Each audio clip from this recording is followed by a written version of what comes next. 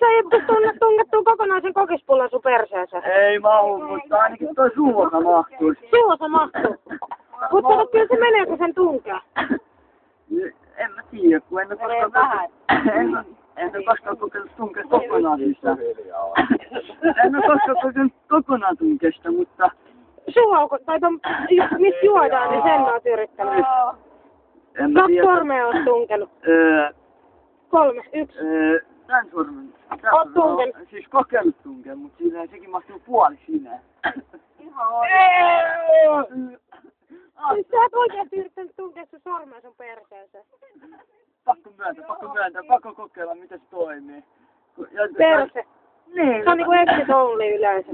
Niin, mutta kato, kun jotkut sanoo, että se tuntuu hyvältä, niin mun oli pakko kokeilla, että tuntuu se hyvältä. Miehen keepissä on 6 senttiä perseereistä ylöspäin. No sit periaatteessa tää sormi se menee kokonaan. Tää on niinku 6 senttiä just tää sormi. Sitten ei kun tunkemaan vaan. No, Pepe, haluatko sä olla todistamassa? Mä voin todistaa. Mä voin todistaa. Sovi vittukin. Nyt hiljaa. Pepe tykkää. Se on mun hyvä ystävä. Mä en välttämättä tykkää. Pepe on mun hyvä ystävä. Ihan oi. Mulla ei ihan hyvä juttu on Vittu rauhoittaa, mä juokset toi vittu kauppaan. et kenenkään tarvii tunkea persettä kenenkään sormea. Eikö sormea kenenkään perseeseen. Yhtään. Ei edes omaa sormea omaa perseeseen. Olaa vaan.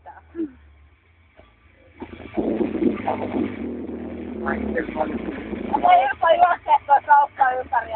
Ai tässä käydään siellä sellissä.